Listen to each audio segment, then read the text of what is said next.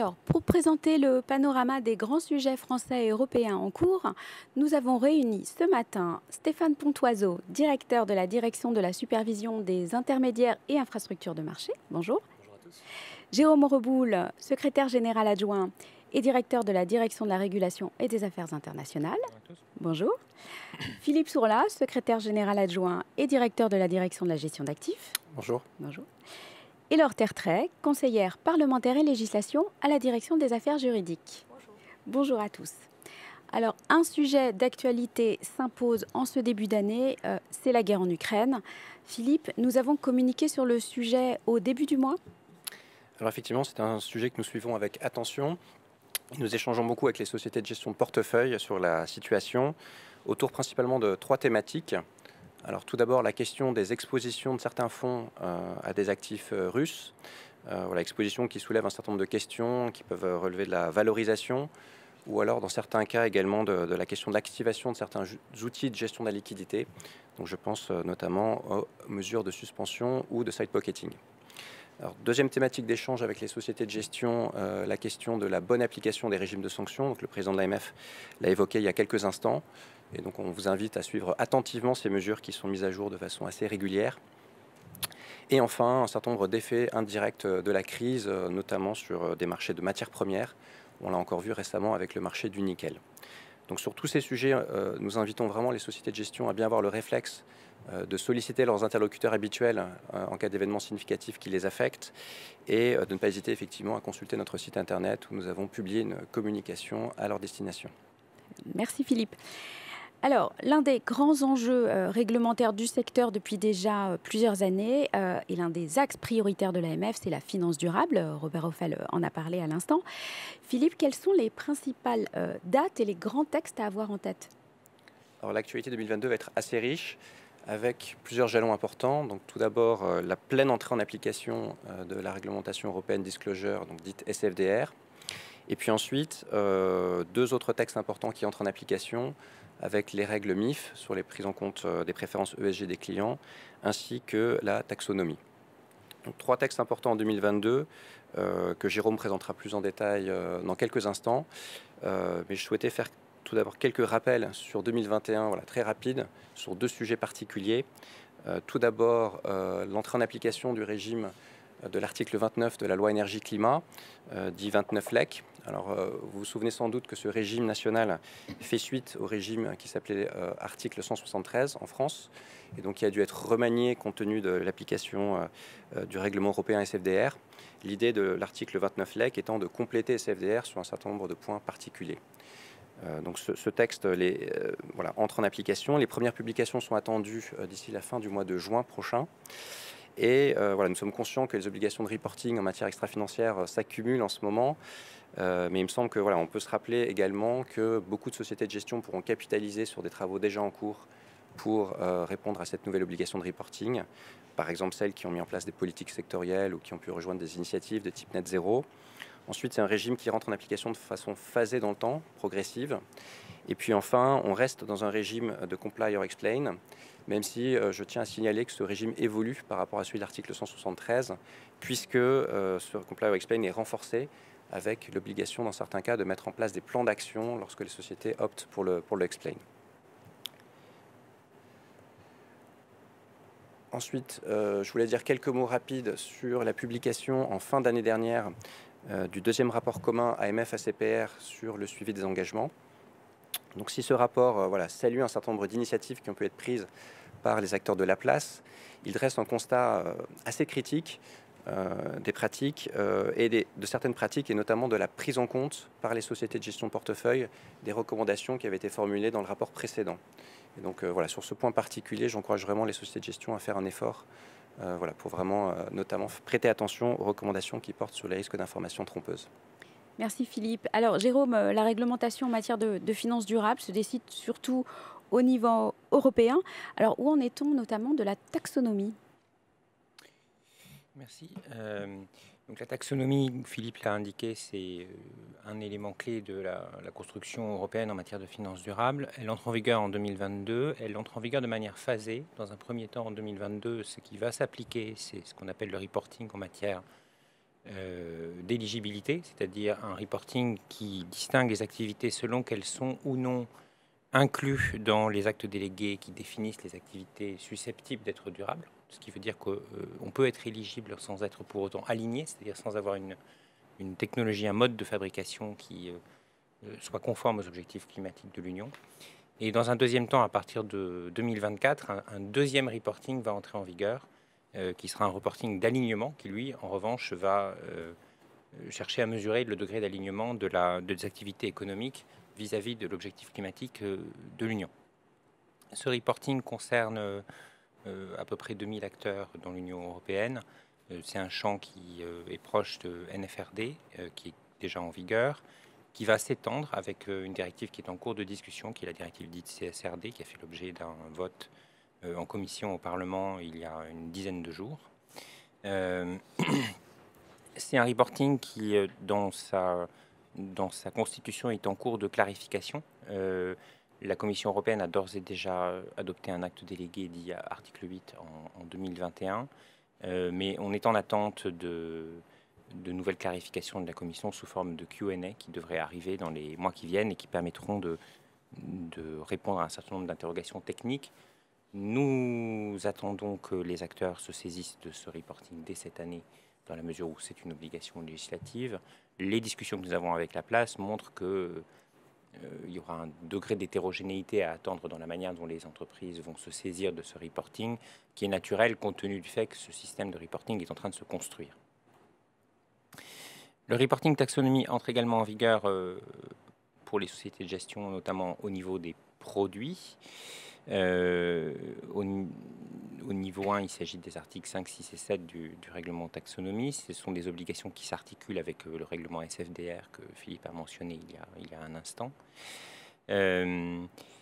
Au niveau 2, là encore, nous n'avons pas l'intégralité des normes techniques. Nous sommes encore dans l'attente d'application d'un certain nombre de normes dérivées qui vont être précisées dans le courant des mois qui viennent et qui vont permettre de clarifier un certain nombre de questions techniques.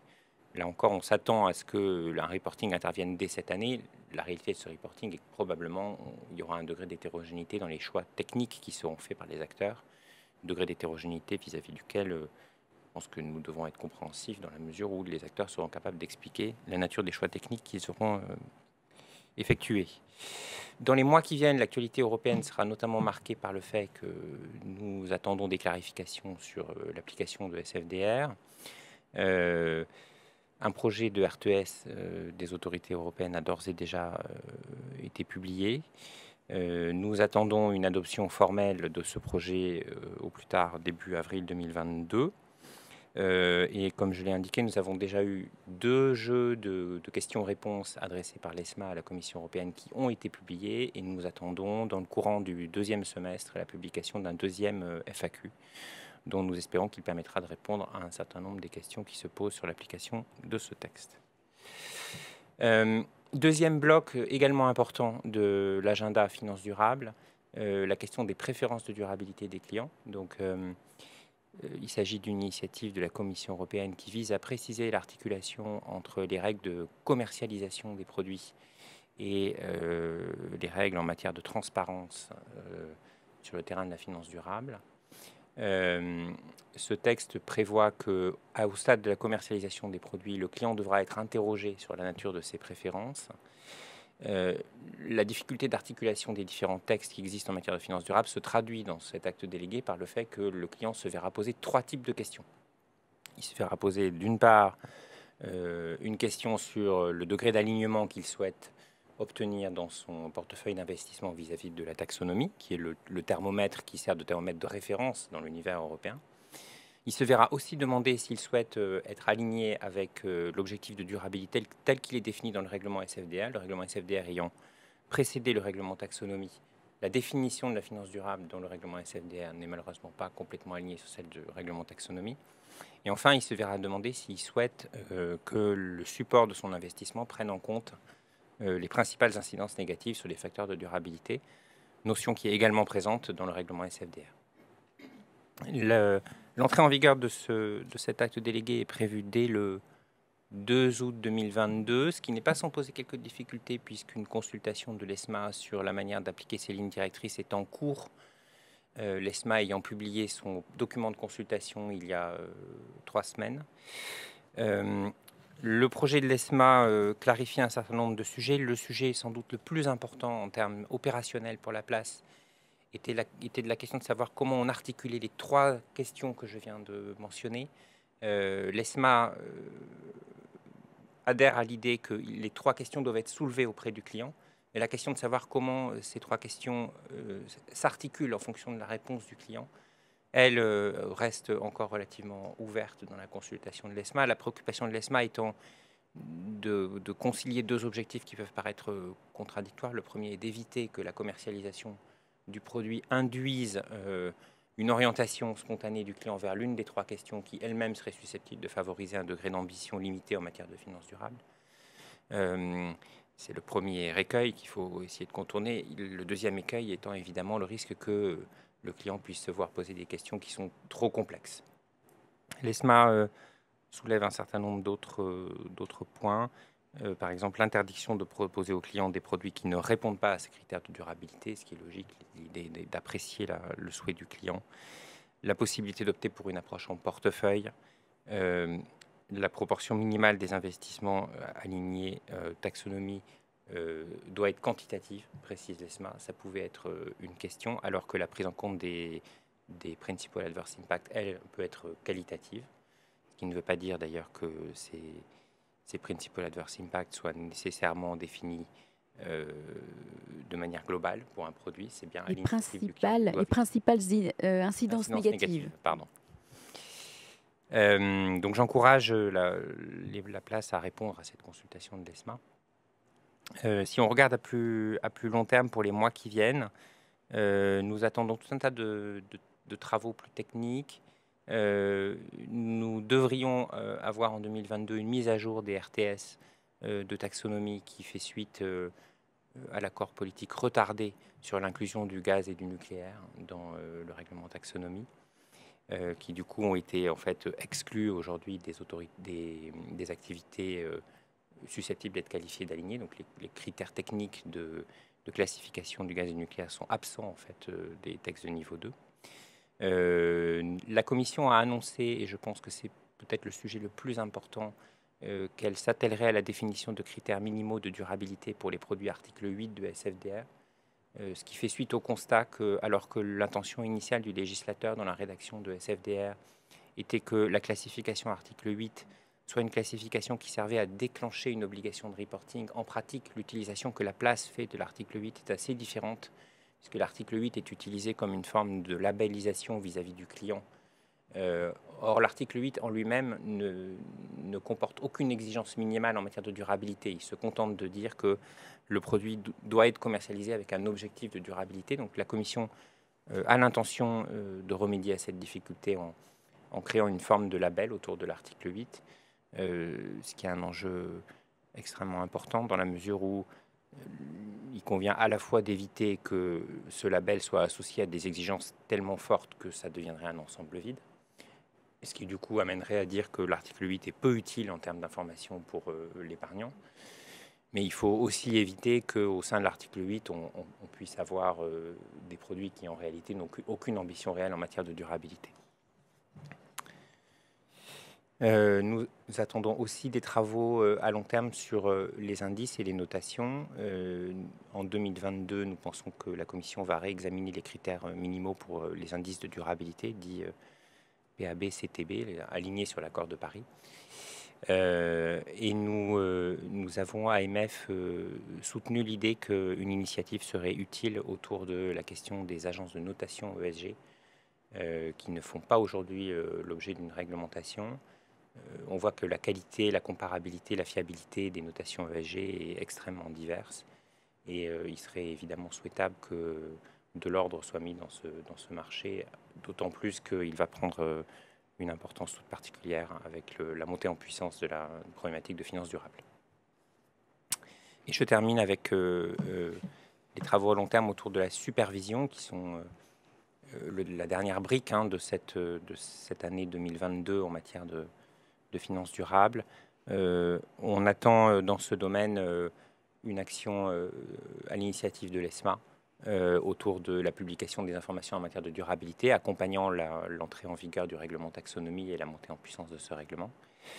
Et puis, bien entendu, l'ensemble de la communauté des superviseurs conservera une attention toute particulière autour de la lutte contre le greenwashing. Merci Jérôme. Alors nous allons effectuer notre premier sondage. Vous devez voir la question s'afficher. Quel texte ou quelle disposition vous posera le plus de difficultés de mise en œuvre en matière de finances durables?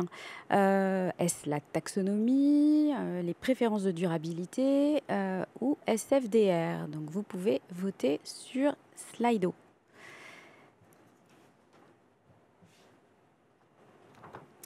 Alors, autre grand sujet de discussion au niveau européen, la protection des investisseurs et leur participation au marché financier. Jérôme, quel est le contexte de ces discussions? Alors, la Commission a annoncé son souhait à la fin de l'année 2022, elle l'a annoncé en 2021 pour la fin de l'année 2022, de lancer une initiative en matière d'investissement de détail. Le constat de ce souhait de la Commission, il est, je pense, largement partagé au sein de l'Union européenne. Le niveau de participation des investisseurs de détail au marché de capitaux, et notamment la part de la détention d'actifs de long terme dans les portefeuilles des ménages au niveau européen, et je dirais c'est particulièrement vrai au niveau français, est limité, ce qui est à la fois une difficulté en termes de bonne allocation de l'épargne des ménages, puisque dans un contexte notamment de vieillissement de la population, il y a évidemment un intérêt à ce que l'épargne des ménages offre une rentabilité suffisante. C'est aussi une difficulté pour le financement de l'économie européenne. Ça veut dire que la base d'investisseurs des entreprises européennes est limitée. Dans ce contexte, la Commission envisage, comme une nouvelle initiative s'inscrivant dans ses travaux sur l'Union des marchés de capitaux, de faire une revue assez large des règles en matière d'investissement de détail avec des objectifs multiples. D'abord, continuer à faire bénéficier l'investisseur particulier d'un niveau de protection élevé, lutter contre le risque de conflit d'intérêts au niveau des distributeurs de produits d'épargne, s'assurer de l'accès du consommateur à un univers de produits financiers suffisamment varié et compétitif, avec, comme je le disais, l'objectif notamment d'accroître la participation des investisseurs de détail au marché de capitaux, et puis intégrer au sein de la réglementation en matière d'investissement de détail des exigences adaptées à l'univers de distribution d'aujourd'hui en matière de transparence vis-à-vis de l'investisseur. Cette stratégie, dans notre compréhension, va se décliner dans une annonce principielle qui devrait intervenir à la fin du premier semestre de 2022 et une ou peut-être plusieurs initiatives législatives qui, elles, devraient intervenir fin 2022. Dans l'attente de cette publication de la Commission a confié un mandat en juillet 2021 à l'ESMA. Ce mandat est rédigé de manière très générique. Il demande à l'ESMA, d'une part, de garantir la qualité des informations qui sont fournies aux investisseurs particuliers. Dans l'univers réglementaire, cette question se pose essentiellement dans le contexte de l'application du règlement PRIPS. Il s'agit d'éviter les chevauchements, les incohérences, les lacunes qui pourraient avoir un effet préjudiciable sur la bonne information de l'investisseur. Il s'agit aussi de prendre acte du fait que les canaux de distribution de l'épargne sont en train de changer, avec une croissance des canaux de distribution digitaux, et les règles en matière d'information des consommateurs n'ont pas été conçues clairement pour ce type de canaux de distribution. À l'inverse, le digital offre un certain nombre d'opportunités, et l'ESMA est invité dans cette consultation à évaluer comment les informations réglementées peuvent être portées à la connaissance des investisseurs de la manière la plus efficace possible dans un environnement digital. Et enfin, l'ESMA doit évaluer les risques et les opportunités présentés par les nouveaux outils et canaux numériques. On attend que l'ESMA rende son avis à la Commission au fin avril 2022. Enfin, et très récemment, la Commission a lancé une initiative sous forme d'une consultation autour du concept de plan d'investissement personnalisé, consultation qui d'ailleurs laisse entrevoir les axes que la Commission a d'ores et déjà choisi de retenir dans sa réflexion dans la perspective de son initiative sur la stratégie d'investissement de détail.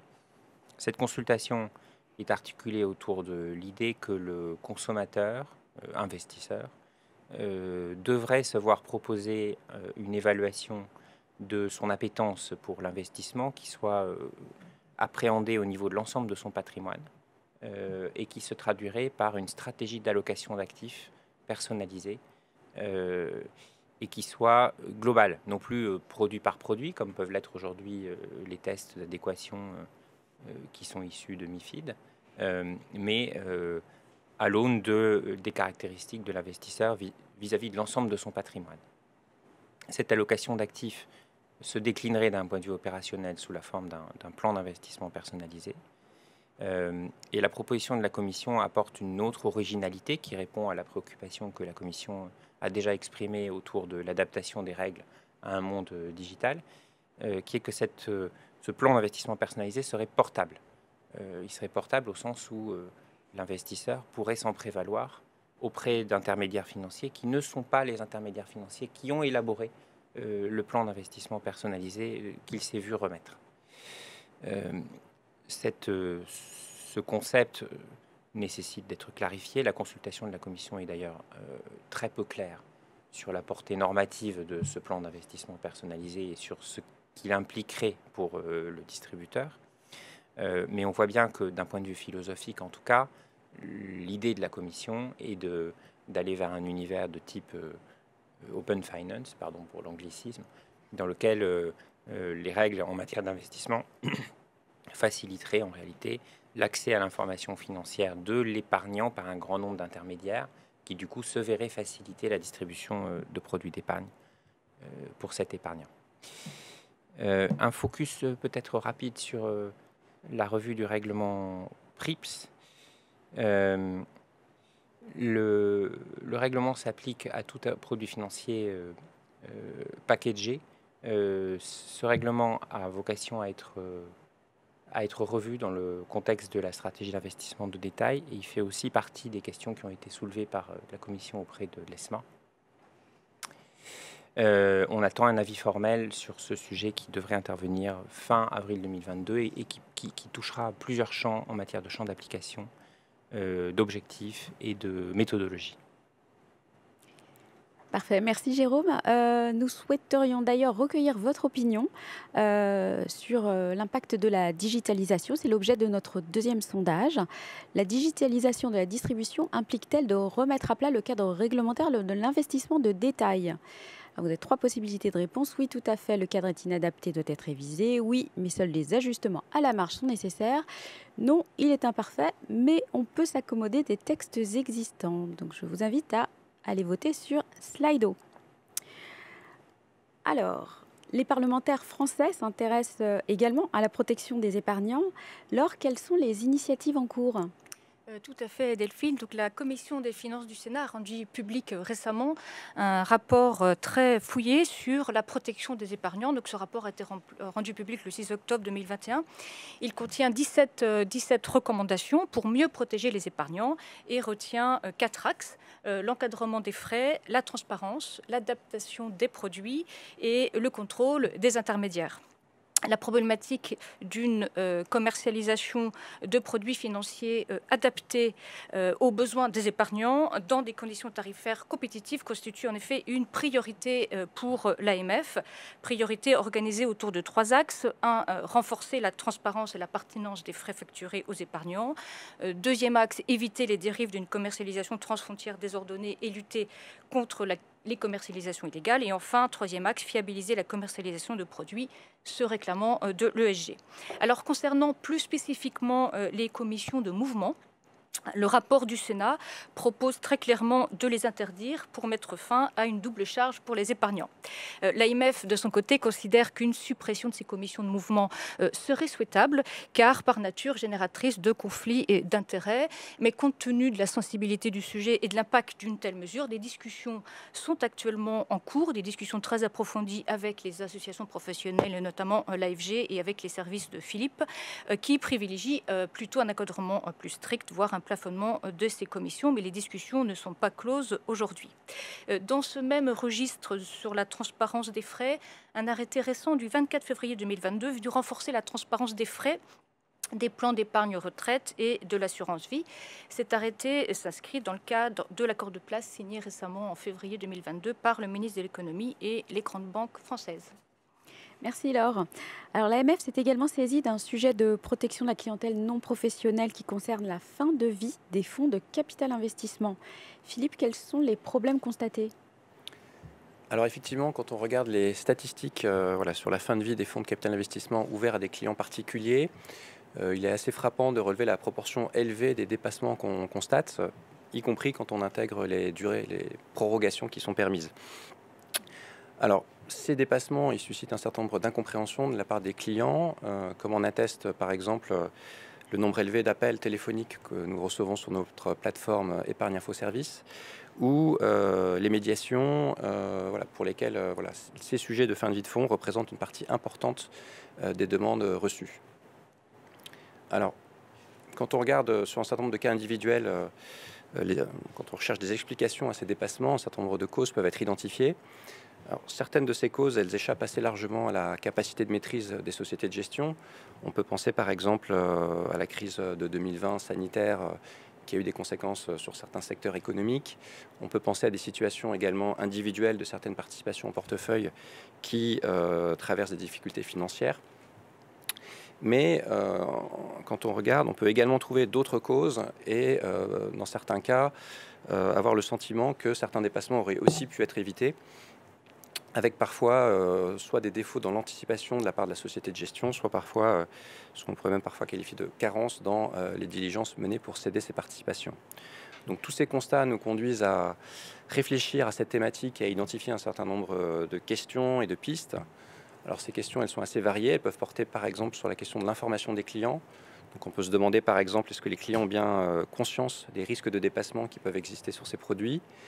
On a également identifié un certain nombre de pistes sur des leviers réglementaires pour essayer de prévenir ces situations de dépassement.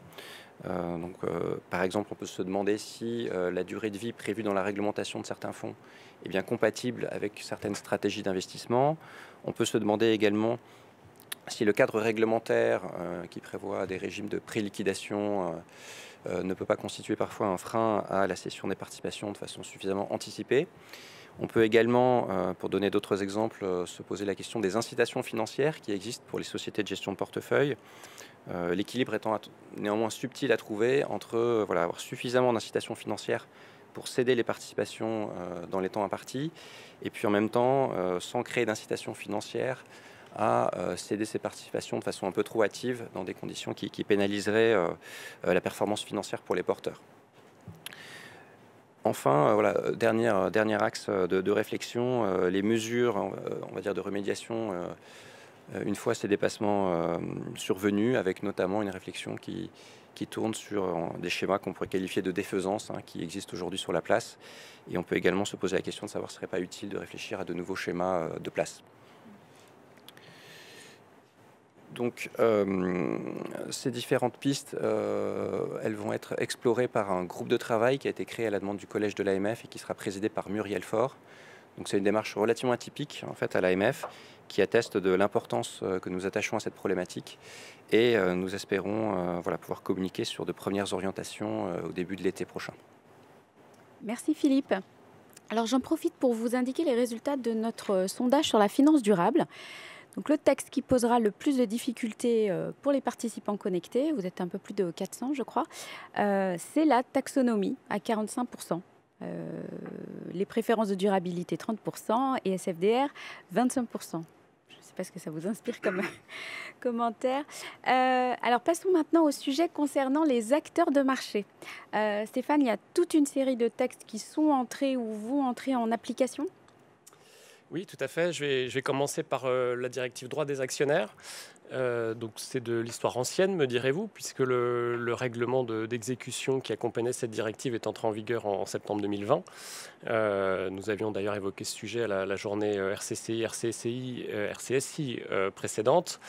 Néanmoins, il y a encore quelques efforts à faire, des petits ajustements qui restent à faire sur la transposition. Au niveau législatif, ça a été fait largement, d'abord par la loi PAC, puis par un véhicule complémentaire, mais il reste au niveau réglementaire un décret à prendre relatif à l'identification des actionnaires. Et puis sur le plan de la mise en œuvre opérationnelle, il reste un certain nombre de progrès à faire là aussi sur le processus d'identification des actionnaires, précisément en termes de respect des délais des réponses, en termes de conformité des réponses qui sont transmises. C'est un sujet important puisqu'il peut y avoir une privation de droit de vote et un différé de paiement des dividendes pour l'actionnaire qui n'aurait pas été identifié conformément à cette procédure. Donc il est important que l'ensemble des intervenants progressent sur ce secteur. Il y a des sujets de facturation qui sont complexes. Là, malheureusement, il n'y a pas de solution miracle. Je sais qu'il y a des travaux sur la place pour essayer de trouver des pratiques de marché ou des solutions qui réduiraient un petit peu la complexité. Et puis, sans doute comme l'année dernière, les années précédentes, je vous appelle une grande vigilance sur les assemblées générales en 2022. D'abord parce qu'on peut s'attendre à des volumes d'instruction encore en hausse par rapport à la campagne 2021. L'effet plein de SRD2 n'ayant peut-être pas joué encore l'an dernier. Il faut poursuivre d'une manière générale les efforts d'automatisation, de digitalisation afin de sécuriser ces processus qui sont très sensibles. Et puis on verra cette année la première mise en œuvre réellement effective des exigences en matière de confirmation des votes à l'issue des assemblées générales. Je vais sauter un petit peu du coq à l'âne pour parler maintenant de discipline de règlement livraison. Donc, il y a une partie du régime introduit par le règlement CSDR, avec cette fois-ci une actualité plus récente, puisque le règlement en la matière est entré en vigueur le 1er février de cette année. Vous vous souvenez qu'il y a eu un certain nombre de reports et de débats, en particulier sur la procédure de rachat d'office, dite compulsory buy-in. Donc, le régime est entré en vigueur s'agissant du régime de pénalité pour les défauts de règlement livraison. En revanche, la procédure de rachat d'office, elle, fait l'objet d'un report par le biais, à ce stade, d'une demande de l'ESMA aux autorités nationales de ne pas en faire une priorité de supervision. C'est la technique européenne habituelle pour pallier le fait que les autorités européennes ou autorités compétentes nationales ne disposent pas de no action letter. On a été un petit peu plus explicite que ça dans notre communiqué en fin d'année. Quelques points d'attention sur ce sujet. Un certain nombre de difficultés ont été remontées très récemment par l'industrie sur la mise en œuvre du régime de pénalité. Donc il y aura certainement une petite flexibilité à la marge pour la collecte et la distribution des pénalités relatives au mois de février. Mais il est important que l'industrie converge très vite sur ce sujet. Il y a également des discussions en cours avec les professionnels sur l'affectation des pénalités aux fonds ou aux sociétés de gestion, qui reste un sujet complexe. Par ailleurs, le règlement Settlement Discipline sera adapté pour acter formellement une entrée en application reportée du régime de rachat d'office. Le report sera sans doute de 3 ans. Et par ailleurs, il y a une revue de SFDR qui prévoit des modifications sur ce régime lui-même, ses conditions de mise en œuvre. Il y aura également des petites adaptations sur l'application du régime de pénalité pour les transactions compensées dans un sens de simplification. Sans transition toujours, je passe à un petit rappel sur le règlement vente à découvert. Donc c'est le 31 janvier de cette année que le seuil de notification des positions courtes nettes a été abaissé. Auparavant de 0,2%, il est désormais de 0,1%. Je pense que c'est bien ancré dans les têtes de chacun, mais je préférais le rappeler. À beaucoup plus long terme, sachez que l'ESMA travaille à une possible révision de ce règlement, avec une consultation qui a été menée en fin d'année. Parmi les propositions figure l'idée de centraliser à l'ESMA les notifications, ce qui évidemment aurait la vertu de simplifier les reportings, puisqu'aujourd'hui, le reporting doit être fait à chacune des 27 autorités nationales compétentes, mais on est là sur un sujet de long terme. En matière de reporting, je souhaitais aussi attirer votre attention sur le reporting sur les dérivés dans le cadre des MiFID. Donc là, c'est un petit peu un test pour la robustesse de la veille réglementaire dont vous disposez au sein de vos établissements. Si vous avez une veille réglementaire en béton, vous avez normalement quelque part une petite ligne reporting des dérivés MiFID et puis un gros point d'interrogation sur la date de mise en œuvre, puisque c'est fin 2020 que l'ESMA avait publié les projets de standards techniques qui doivent ensuite être adoptés par la Commission. Cette adoption pourrait intervenir prochainement, donc après un certain délai. Donc soyez vigilants pour suivre cette adoption, puisque derrière, il y a un délai de mise en œuvre de 18 mois qui est prévu par les textes. Et 18 mois en matière de projet informatique, on sait que ça reste malgré tout assez exigeant. Et par ailleurs, sans attendre que les textes de niveau 2 soient adoptés, l'ESMA a consulté au 3e trimestre, donc c'est une consultation qui est terminée, sur des guidelines, de façon à ce que l'ensemble du package soit prêt, à la fois texte de niveau 1, niveau 2 et les précisions attendues au niveau 3. Suffisamment par anticipation de l'entrée en application du règlement. Dernier élément qui touche pour partie à EMIR, pour partie à MIF, c'est l'impact de la transition vers de nouveaux indices de référence sur les obligations de compensation d'une part et de négociation d'autre part. Donc l'ESMA a publié ses propositions en la matière en novembre 2021. Il s'agit de sortir du champ de l'obligation de compensation les swaps de taux indexés sur le LIBOR et l'EONIA. Par cohérence, sortir également les swaps de taux indexés sur le LIBOR de l'obligation de négociation. Et puis en sens inverse, soumettre progressivement à l'obligation de compensation les swaps de taux indexés sur l'ESTER, le SONIA, le SOFR, ces taux qui remplacent donc respectivement l'EONIA, le LIBOR en sterling et le LIBOR dollar. En pratique, donc ça prendra la forme de règlements délégués de la Commission qui ont été publiés en février 2022. L'un qui touche à l'obligation de compensation au sens des MIR, l'autre à l'obligation de négociation sur une plateforme au sens de MIF. Le calendrier d'entrée en vigueur est classique, donc ça sera une entrée en vigueur après publication au journal officiel de l'Union à l'issue d'une période de non-objection du Conseil du Parlement. Donc là aussi à suivre, ça devrait intervenir dans les mois qui viennent. De facto, la réduction du périmètre a été anticipée avec la technique traditionnelle que j'évoquais tout à l'heure pour CSDR, c'est-à-dire un communiqué de l'ESMA nous incitant, nous, autorités nationales compétentes, à ne pas prioriser d'actions de supervision. Et puis en sens inverse, un appel volontaire à la compensation pour les contrats nouvellement soumis. Une petite précision sur l'entrée en application, elle sera immédiate pour l'ESTER, et le SONIA, ça sera 3 mois plus tard pour le SOFR. Très bien, merci Stéphane. Alors, autre règlement en cours de révision au niveau européen, Jérôme, il s'agit de MIFIR et c'est un gros morceau. Oui, effectivement, c'est un gros morceau. C'est un texte qui a fait l'objet d'une proposition de la Commission européenne en novembre 2021 dans le cadre d'un paquet de textes que la Commission européenne a adopté et placé sous le chapeau plus générique de la relance de l'Union des marchés de capitaux, qui comprenait aussi 2 textes en matière de gestion et le règlement ESAP, mais clairement la proposition de règlement MIFIR, enfin de révision du règlement MIFIR et le texte perçu comme symbolique sur le plan politique par la Commission européenne. La proposition phare de ce texte n'est pas nouvelle, c'est la mise en place d'un système consolidé de publication des données de transaction, qu'on appelle aussi une consolidated tape, qui permettent de limiter les effets de la fragmentation des lieux d'exécution dans l'Union européenne, qui est la résultante du choix qui a été fait à une étape antérieure de la conversation réglementaire de multiplier les lieux d'exécution dans l'Union pour rendre plus concurrentielle en fait la formation des prix autour du service d'exécution, mais qui se traduit par le fait que la liquidité est relativement fragmentée et difficile à appréhender.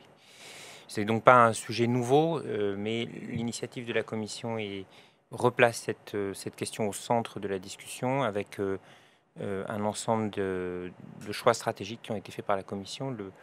Le premier, le plus emblématique, c'est l'idée de procéder à la sélection à l'initiative de l'ESMA d'un opérateur de cette Consolidated Tape pour chaque classe d'action, avec la possibilité, mais non l'obligation, si aucun opérateur ne se présentait, que ce soit l'ESMA elle-même qui opère un tel système consolidé de publication.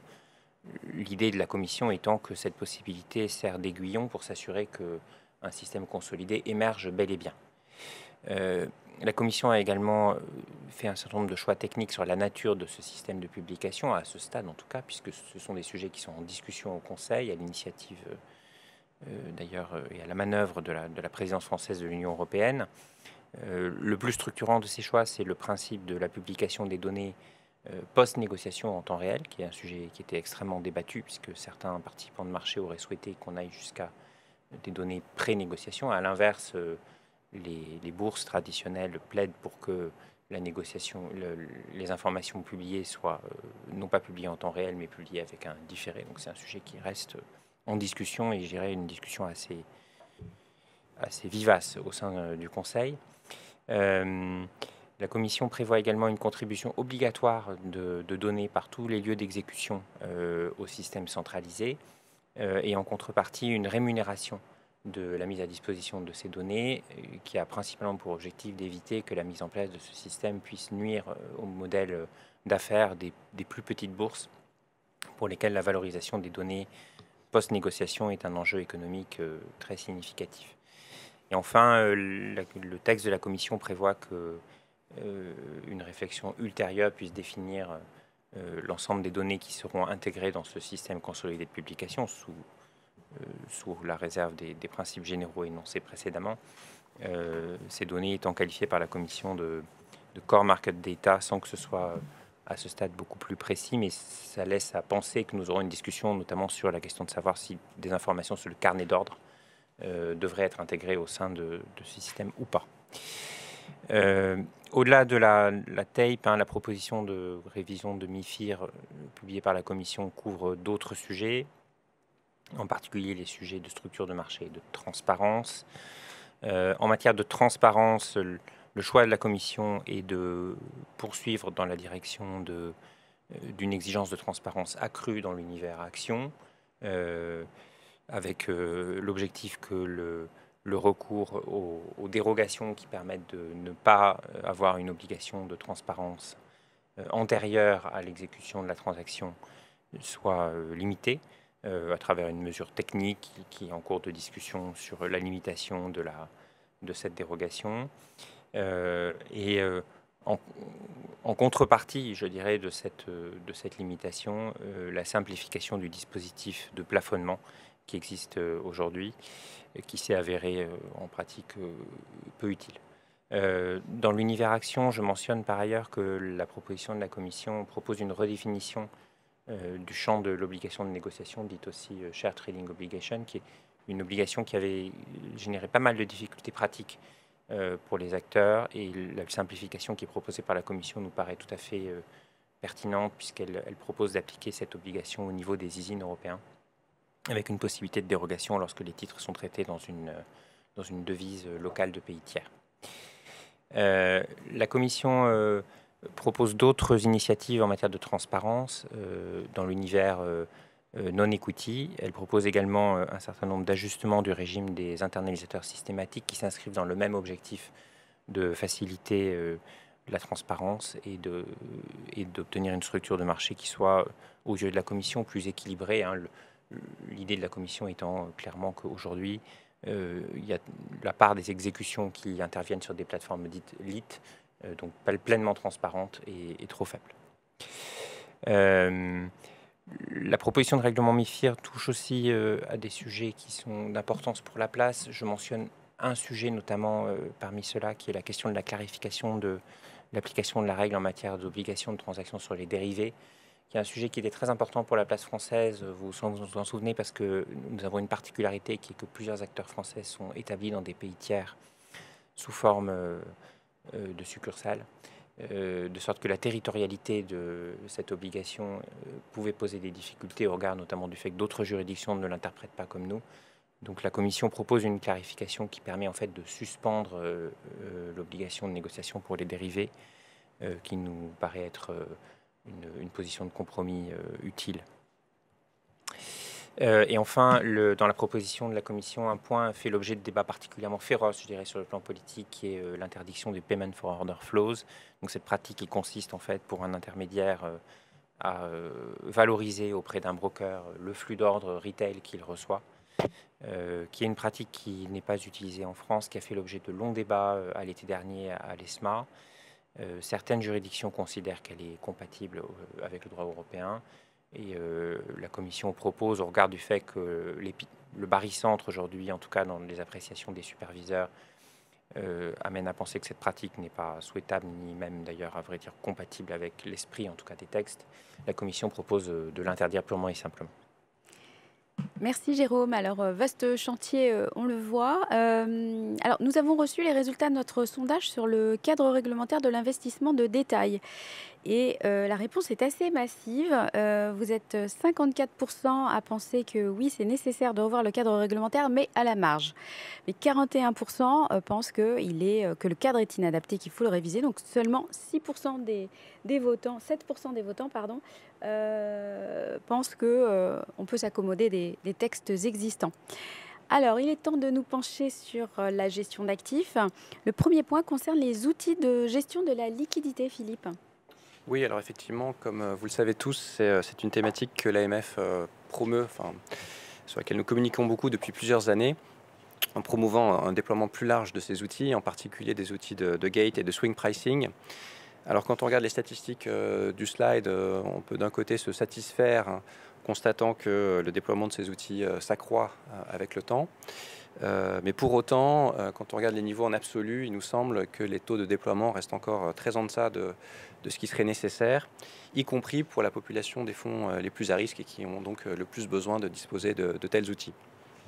Alors dans ce contexte, ceci nous a amené à soumettre une proposition pour consultation qui poursuit plusieurs objectifs.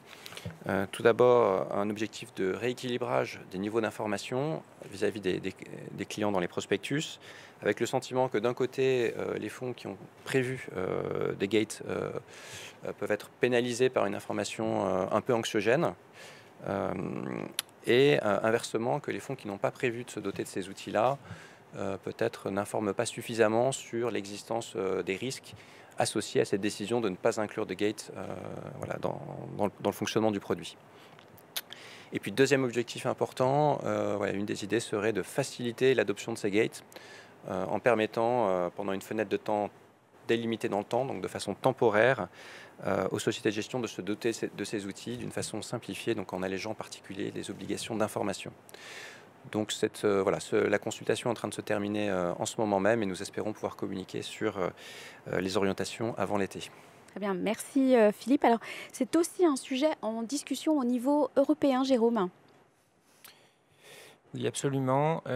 C'est d'abord un sujet en discussion au niveau international, qui fait suite au constat en mars 2020 d'une forte demande de rachat, en tout cas sur certains types de fonds, par les investisseurs, avec une incertitude sur la question de savoir si l'industrie de la gestion prise globalement a joué un rôle amplificateur dans ces vagues de rachat et potentiellement qui pourrait être une source de préoccupation pour la stabilité financière. Plusieurs rapports ont été publiés par l'OICV, par le FSB. Les travaux sont encore en cours au sein du FSB sur cette question. Et ces travaux internationaux, il faut le prévoir, vont influer notamment sur les travaux français et européens, notamment en matière de fonds monétaires. Puisque les fonds monétaires sont particulièrement visés. De fait, en mars 2020, ils ont connu une décollecte extrêmement importante qui était liée au fait que ces fonds se présentent comme des proches substituts des dépôts. Une partie des investisseurs dans ces fonds ont souhaité, dans le contexte de très grande incertitude de mars 2020, réduire leur exposition à ce type de fonds pour détenir des quantités plus importantes de dépôts ou de cash. Et les recommandations internationales, notamment les recommandations du FSB d'octobre 2021, vont vraisemblablement être la base de la révision du règlement MMF qu'on attend de la part de la Commission européenne dans le courant du deuxième semestre de 2022. de manière plus directement liée au débat que Philippe a mentionné il y a une minute, nous avons aussi une discussion dans le cadre de la révision de la directive AIFM, qui fait partie du même paquet de textes qui a été publié par la Commission en novembre 2021 et en même temps que la révision du règlement MIFIR que j'ai mentionné tout à l'heure.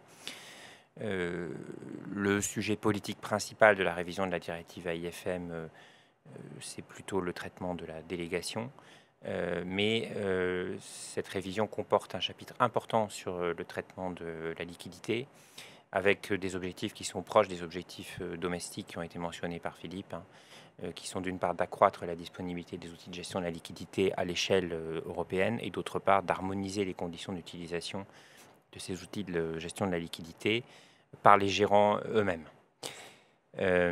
À cette fin, la directive propose, au-delà de la suspension, qui est une possibilité qui doit être inscrite dans les prospectus, deux types d'obligations. D'une part, l'obligation pour tous les États membres de rendre possible l'adoption d'une liste minimale d'outils de gestion de la liquidité pour tous les gérants, donc qui a un socle qui ne comporte pas d'obligation pour le gérant du fonds. Et d'autre part, l'obligation pour le gérant du fonds, à l'intérieur de cette liste, et en plus de la suspension, d'en choisir au moins un. Le sens de la discussion au Conseil est de savoir si on doit être plus prescriptif ou moins prescriptif que cette approche de la Commission, qui est une approche d'équilibre entre l'objectif d'une part, constatant qu'on est dans un marché unifié avec un passeport, mais où il y a un grand nombre de superviseurs avec des approches différentes de cette question, d'obtenir une sorte d'harmonisation en réalité des outils de gestion de la liquidité, mais d'autre part de reconnaître le fait que différents types de fonds peuvent avoir besoin de différents types d'outils de gestion de la liquidité. Et donc, ça amène à penser qu'il faut laisser aux gestionnaires des fonds un certain degré de flexibilité dans le choix des outils dont ils se dotent. Merci Jérôme. Alors nous allons faire une petite parenthèse sondage pour savoir quelle est l'adoption de ces outils à ce stade. Vous devez voir la question s'afficher. Donc quel est votre calendrier de mise en place des outils de gestion de liquidité? Le dispositif de Ma Société est adapté. C'est en cours sur 2022. C'est programmé pour 2023. Je me tourne maintenant vers vous, Laure. Plusieurs dispositions législatives concernent également les sociétés de gestion. Oui, tout à fait. Donc, deux dispositions législatives sont intervenues fin 2021 et concernent plus spécifiquement les sociétés de gestion de portefeuille. Donc, la première de ces dispositions est issue d'une loi du 8 octobre 2021 dite DADU qui porte diverses dispositions d'adaptation du droit de l'Union européenne dans le domaine notamment de l'économie et des finances.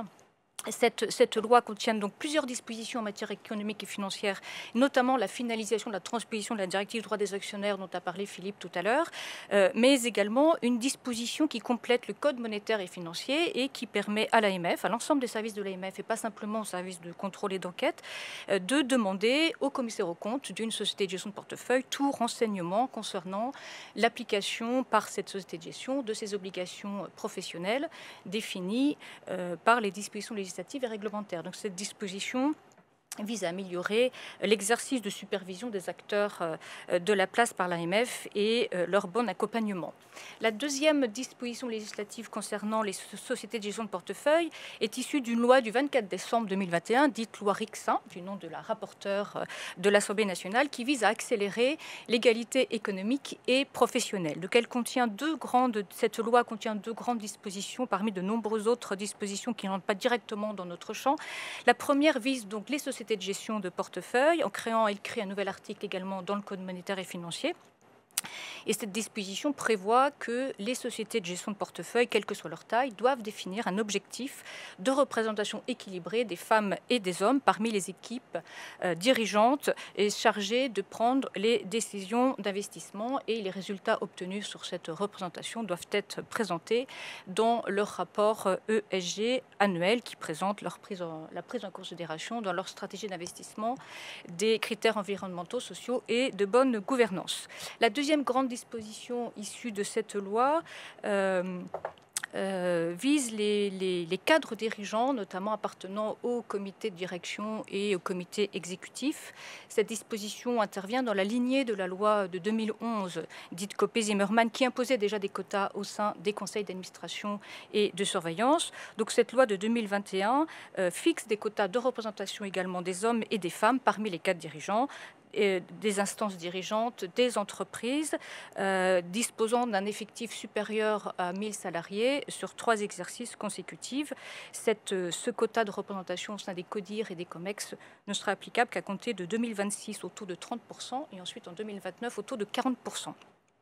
Cette loi prévoit également la publication annuelle par ces sociétés d'éventuels écarts de rémunération entre les femmes et les hommes parmi les cadres dirigeants, mais également d'éventuels écarts de représentation entre les femmes et les hommes, cette dernière publication étant publiée sur le site du ministère du Travail.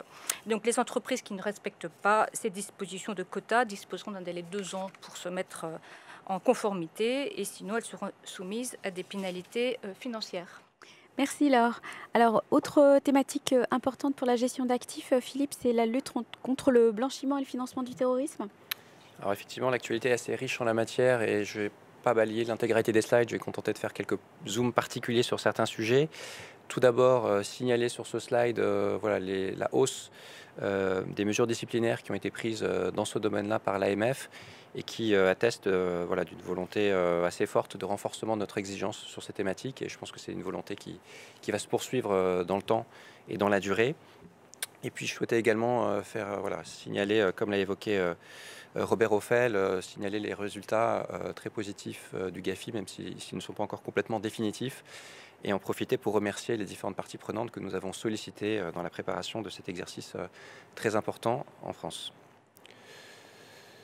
Au niveau de l'actualité européenne, je voulais signaler la nouvelle version des orientations sur les facteurs de risque. Vous vous rappelez que la version précédente avait suscité beaucoup d'inquiétudes de la part des sociétés de gestion de portefeuille et il avait fallu que l'AMF prenne certaines mesures d'interprétation de ces orientations à l'époque pour concilier ces mesures avec le modèle de fonctionnement de certains fonds français en Euroclear.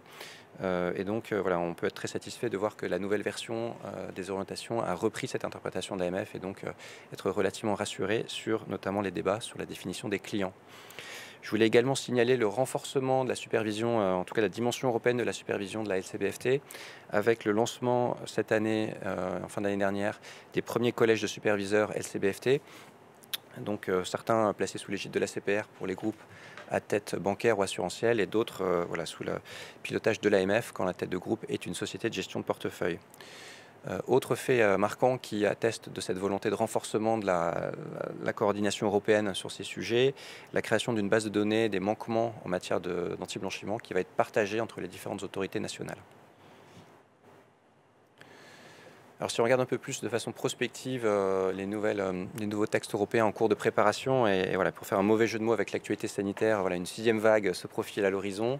Donc un nouveau paquet LCBFT avec plusieurs éléments. Je signalerai simplement la création d'une autorité européenne qui s'inscrit également, donc l'AMLA, dans cette volonté de renforcement de la supervision européenne sur ces thématiques, et également la bascule d'un certain nombre de dispositions qui se trouvent aujourd'hui dans des directives et qui vont passer dans des règlements d'application directe.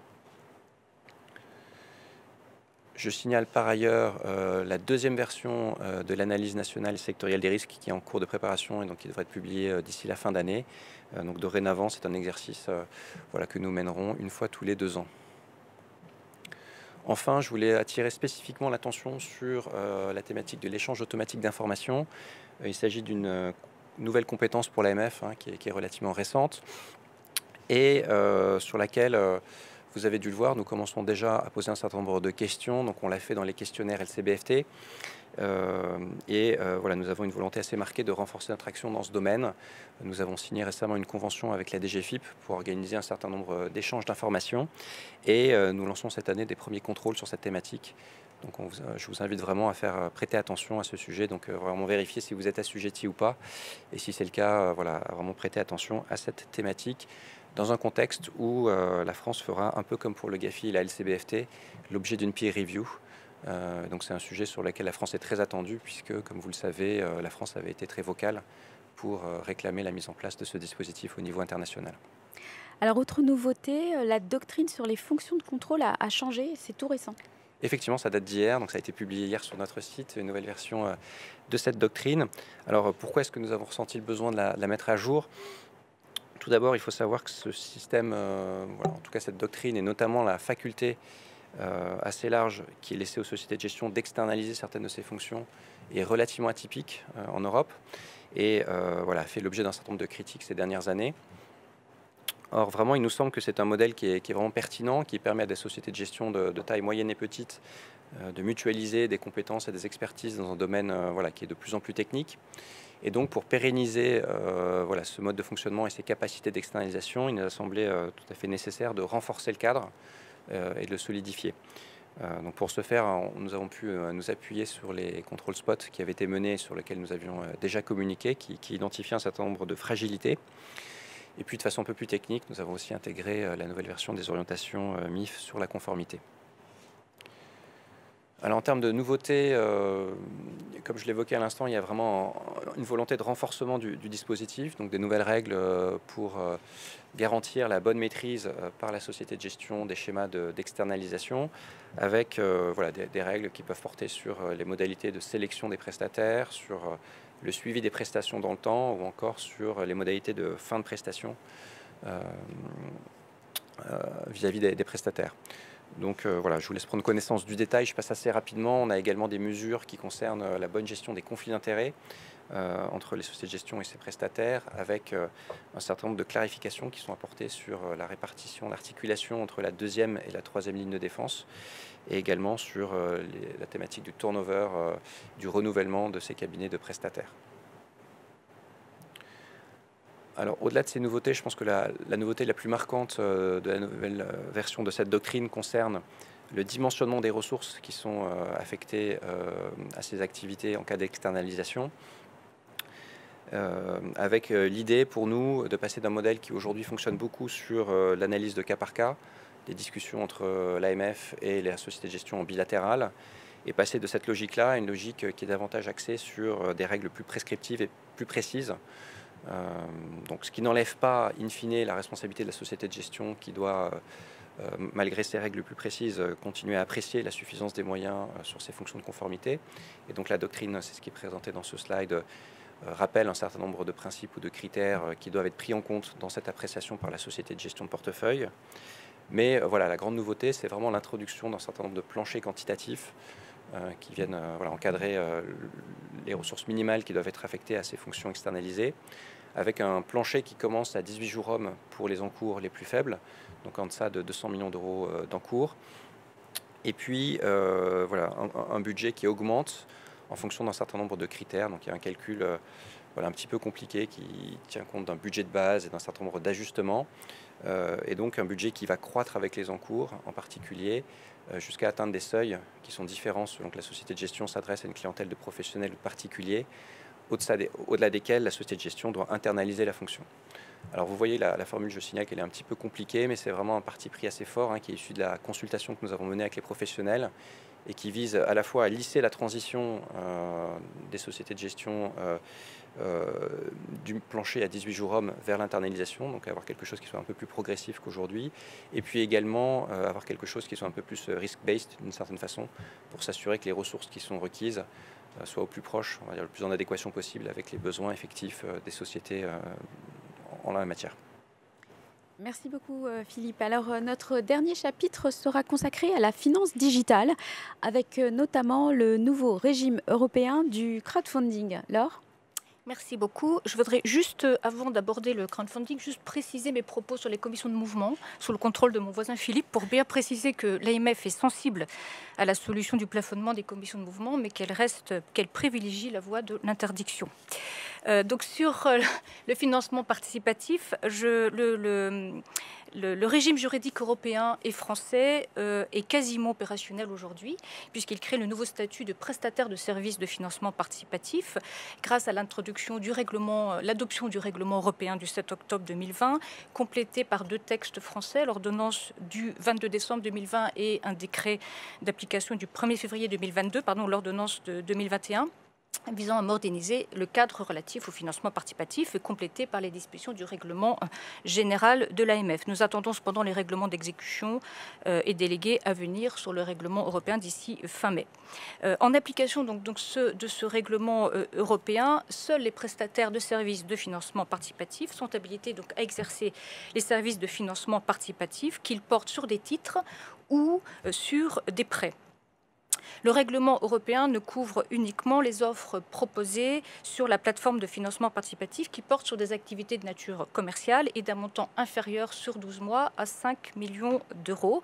Le règlement européen permet également de fournir des services de financement participatif au sein de l'Union européenne. Donc les textes français dont j'ai parlé tout à l'heure, donc l'ordonnance de 2021 et le décret, tirent les conséquences de ce règlement européen en droit français en adoptant le cadre français donc, du financement participatif.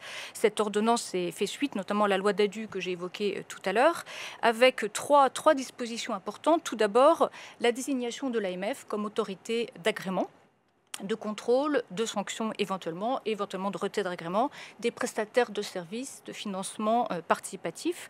L'AMF pourra cependant bénéficier de l'appui de la CPR lorsque le programme d'activité du prestataire comprendra la facilitation de l'octroi de prêts. À cet égard, une convention entre l'AMF et la CPR est en cours de rédaction pour organiser ces relations. Le cadre français également prévoit donc la suppression corrélative du régime français des conseillers en investissement participatif, mais également des prestataires de services d'investissement, donc fournissant des offres de type financier au moyen d'un site internet, donc les PSI crowdfunding. Et également, il proroge cependant le régime des intermédiaires en financement participatif uniquement pour les activités qui portent sur des prêts sans intérêt à titre gratuit et des dons. Donc, une période transitoire a été instituée quand même par le droit français, qui a été de 12 mois, donc qui existe depuis le 10 novembre 2021 et qui s'achèvera le 10 novembre 2022, qui permet une coexistence des deux régimes, donc des régimes nationaux de CIP, de PSI crowdfunding et d'IFP, du régime européen de prestataires de financement participatif qui doivent donc demander leur agrément auprès de l'AMF d'ici le 10 novembre 2022 pour permettre d'exercer donc cette activité. J'attire votre attention sur la longueur du processus d'agrément qui nécessite donc du temps et de la concertation avec les services de l'AMF, donc de prendre vos dispositions pour déposer un dossier en vue d'obtenir l'agrément. Des dispositions sont très clairement énoncées sur le site internet de l'AMF auquel je vous renvoie. Merci Laure. Jérôme, en matière de finances digitales, il y a aussi tout un ensemble de projets de règlement européens. Oui, très rapidement, la Commission européenne a publié en septembre 2020 trois règlements. Le plus important, mais je laisserai Stéphane élaborer sur son application, c'est le règlement dit MiCA qui vient créer un statut européen pour les prestataires de services sur cryptoactifs et qui est largement inspiré, à vrai dire, des dispositions françaises qui avaient été mises en œuvre dans le cadre de la loi Pacte et qui nous permettaient d'avoir déjà au niveau national un régime applicable à ce type de prestataire de services. Et deux autres régimes qui sont d'importance pour l'AMF. Le premier qui est la création d'un régime pilote pour les infrastructures de marché qui utilisent la technologie du registre distribué. C'était important d'avoir un texte puisque au niveau européen, il n'était pas possible d'avoir une sandbox, pardon, je cherchais vainement le terme. Bac à sable réglementaire. Donc un régime adapté dont l'esprit est de permettre un certain nombre d'exemptions à titre expérimental pendant un certain temps est mis en œuvre par ce nouveau règlement. Et enfin, un règlement en matière de cybersécurité et de cyber-résilience appelé DORA. Stéphane, quelques précisions sur MiCA ? Oui, alors MiCA, c'est d'une certaine manière la MIF pour les fournisseurs de services sur cryptoactifs, avec un petit peu moins d'ambition quand même compte tenu de l'écosystème, mais pas seulement, ça couvre aussi les émetteurs de cryptoactifs et de stablecoins. Et ça intègre également des dispositions en matière de prévention des abus de marché. Je précise que MiCA n'a pas vocation à couvrir la fourniture d'instruments financiers, donc les dérivés sur crypto restent évidemment captés par le régime MIF, ni ceux qui sont inscrits en registre distribué dans le cadre du pilot régime que Jérôme vient d'évoquer et qu'il développera un tout petit peu après, est également hors champ la monnaie électronique, parce que certains actifs numériques sont susceptibles d'être qualifiés de monnaie électronique. MiCA viendra remplacer les régimes nationaux. Donc en France, notre régime PSAN, que ce soit le régime ICO ou le régime PSAN, justement. À noter qu'il y aura un délai supplémentaire pour les acteurs qui agiront uniquement au niveau national. Mais dans ce cadre-là, ils ne pourront pas bénéficier du passeport européen. Or, un certain nombre de nos PSAN actuels fournissent des services hors de nos frontières. En termes de calendrier, donc une actualité récente qui est l'accord en commission Econ au Parlement sur un projet de texte. Donc la phase des trilogues va pouvoir démarrer, ce qui pourrait nous amener à une entrée en vigueur en 2023, avec ensuite un délai de mise en application de 18 mois. Je ne vais pas trop détailler les dispositions. Il y a un certain nombre de sujets qui restent encore à clarifier, à préciser sur la prise en compte des NFT, qui serait a priori hors champ, mais il reste certains éléments à préciser sur la finance décentralisée ou la DeFi. Mais là aussi, étant sûr de bien identifier les acteurs de la DeFi, il y a des questions de frontières qui devront être précisées. Idem sur la frontière entre jetons, entre tokens et instruments financiers. À noter en matière de supervision que le texte du Parlement prévoit une compétence pour l'EBA, pour les cryptoactifs monétaires, compétence de l'ESMA pour les prestataires de services sur actifs numériques systémiques. Il y a eu un moment débat au Parlement sur une possible interdiction des blockchains dites proof of work, donc ça concerne notamment les blockchains Bitcoin et Ethereum. Finalement, cette interdiction, qui aurait eu évidemment des impacts très forts, a été écartée. Très bien, merci Stéphane. Jérôme, quelques mots sur le régime pilote ? Oui, très rapidement, le régime pilote prévoit un cadre expérimental provisoire pour les titres tokenisés. C'est un vrai régime, c'est-à-dire que ce cadre expérimental et provisoire se traduit par un agrément qui emporte un passeport, mais il comporte un certain nombre d'exemptions qui sont limitées et des limites à la fois sur la nature des instruments et sur la taille des transactions qui peuvent être couvertes dans l'esprit d'un cadre expérimental.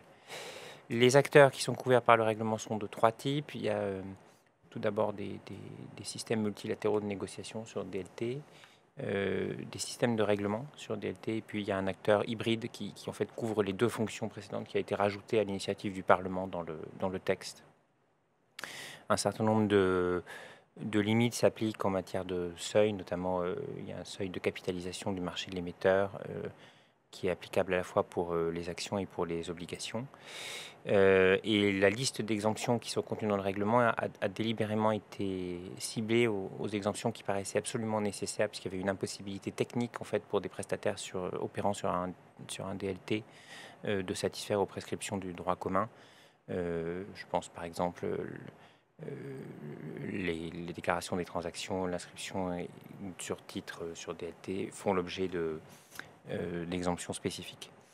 Le régime vaut pour une durée initiale de 6 ans, avec des points d'étape, et il est prévu dans le texte que les acteurs qui bénéficient de cet agrément doivent prévoir une stratégie de sortie. C'est d'ailleurs un des points qui a été le plus âprement négocié, puisqu'il ne fallait pas que ce soit un obstacle dirimant pour que des acteurs puissent s'inscrire dans le régime expérimental, et en même temps il fallait que la capacité de sortir du régime, si jamais à l'issue de l'expérimentation on constate qu'en fait ça ne fonctionne pas comme on l'avait souhaité, soit crédible. Et pour ça, il ne fallait pas que ça détruise le modèle économique des acteurs qu'on aurait agréé sous ce modèle. Donc tout ça a fait l'objet d'un compromis extrêmement fin et subtil qui a été obtenu entre le Parlement et le Conseil européen en novembre 2021. Toutefois, l'adoption formelle du texte est encore à venir et on s'attend à ce qu'elle intervienne assez rapidement pour une entrée en vigueur au plus tard début 2023. Merci Jérôme. Alors que pensez-vous de ce règlement MiCA ? C'est l'objet de notre dernier sondage pour la partie actualité. Vous sentez-vous concerné en tant que RCCI par le règlement européen sur les cryptoactifs ? Avec 3 propositions de réponse. Oui, tout à fait. Oui, un peu. Non, pas du tout. C'est un écosystème à part. C'est à vous de répondre. Alors, nous arrivons au terme de ce panorama. Avant de conclure, Philippe, nous avons une information importante à communiquer au RCCI et RCSI. Voilà, alors, il n'est pas dans l'habitude des journées RCCI et RCSI de parler de nomination individuelle, mais voilà, je tenais à faire une exception pour un poste qui est à mon avis particulièrement important pour la communauté des RCCI, RCSI, c'est le poste de responsable de la filière RCCI, RCSI au sein de l'AMF. Et donc j'ai le plaisir de vous annoncer la nomination de Laurent Combourieux, qui rejoint la direction de la gestion d'actifs avec parmi ses différentes responsabilités, la responsabilité de l'animation de cette filière. Donc certains d'entre vous ont sans doute eu l'occasion de le croiser dans ses fonctions précédentes de directeur des enquêtes. Mais il ne faut pas que ça vous fasse peur. Voilà, il est vraiment dans un rôle d'animation de communauté, rassurez-vous. Et n'hésitez pas donc à le contacter dès à présent. Il a pris ses fonctions la semaine dernière, donc voilà, vous pouvez le contacter sans attendre. Merci Philippe et merci à tous pour ce panorama très complet et varié. Nous nous retrouvons après une courte pause d'une quinzaine de minutes à 10h40 pour écouter Verena Ross, la présidente de l'ESMA. À tout à l'heure.